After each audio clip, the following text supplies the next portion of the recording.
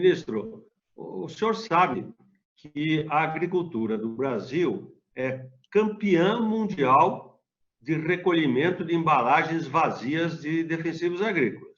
É isso aí. E esse sistema funciona porque as próprias empresas que produzem defensivos agrícolas ou pesticidas ou agrotóxicos, elas montaram um sistema com cooperativas, com distribuidores, etc., fazem a logística reversa. E o Brasil recolhe 95% das embalagens que são utilizadas. Eu te pergunto, como é que vai logística reversa nos outros setores da economia? Ou seja, falar do poder público, o senhor está certo. Agora, as empresas que produzem resíduos não deveriam também ajudar a retirar esses resíduos do mercado?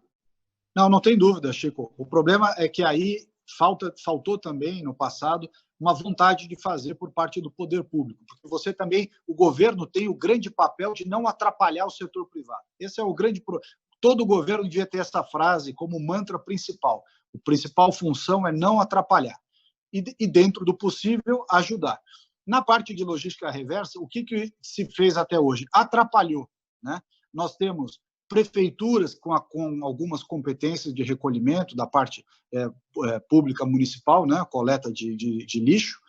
Você tem os estados com a função estruturante e o governo federal com a função normativa. Então, as empresas que queriam fazer esbarravam nesse problema de 3 jurisdições. Aí, aquilo que se propõe, ou que se propôs no passado, não passava no crivo daqueles que estavam no governo federal, que queriam construir um mundo irreal. O ótimo é inimigo do bom. Você tem que fazer as coisas que são possíveis e avançar, porque pior do que está não vai ficar. O caos que está é vergonhoso. Você citou o trabalho do INPEV, lá do Campo Limpo, né, que é a logística reversa de embalagens de defensivos. Tem outras áreas que funcionam bem. Pneus funciona bem, bateria automotiva funciona bem, o alumínio, as latinhas de alumínio no Brasil tem um índice de recuperação alto, mas tudo por quê? Porque tem valor, né? As coisas têm valor, elas são recolhidas e reutilizadas nesse princípio da economia circular, porque elas têm valor, tem recurso, tem valor econômico. Coisa que não tem valor econômico, não tem um incentivo para você fazer isso.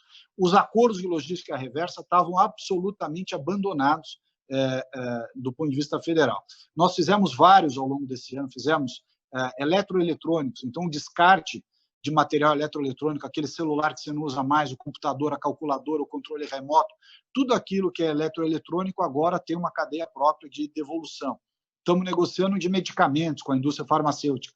Fizemos também o de baterias, fizemos vários setores aí. Estão fazendo agora, está caminhando o mais complexo deles, que é o de embalagens. Porque no de embalagem você tem uma situação para o vidro, uma outra situação que é o papelão, uma outra situação para o plástico. Então, cada caso tem que ser tratado de maneira diferenciada.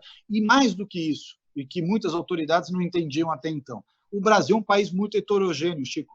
O que a gente pode fazer em termos de estratégia para o estado de Minas Gerais, para o estado de São Paulo, para o estado do Rio de Janeiro, que tem um maior adensamento, maior poder aquisitivo, infraestrutura, logística, malha rodoviária, enfim, não serve necessariamente porque você vai querer aprovar no Mato Grosso, no Amazonas, em Rondônia, em Roraima, né?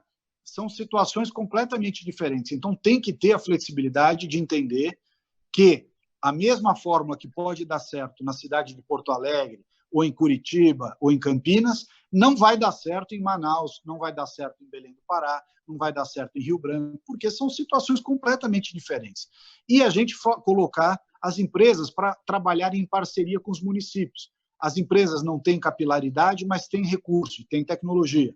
O setor público, os municípios, sobretudo, estão presentes em todos os municípios do Brasil, mas não tem dinheiro, tem dificuldade de contratação por causa da Lei 8666. Então, tem que saber juntar os diversos interesses e trazer o que tem de melhor.